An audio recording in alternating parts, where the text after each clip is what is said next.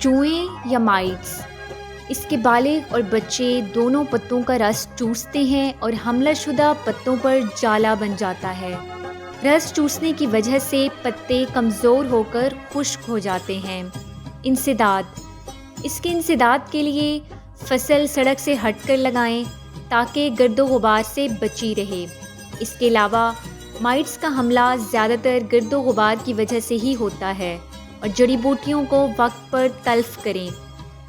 پانی سپرے کرنے یا بارش ہونے سے حملہ خود بخود کم ہو جاتا ہے، لیکن اگر معاشی حد بڑھ جائے تو اس کے لیے کیمیکل سپرے کی صورت میں پرفین پروکسیمیٹ 50 EC بحساب 200 ملی لیٹر یا ایزو سائکلوٹین 25 WP بحساب 75 گرام فی ایکڑ سپرے کریں۔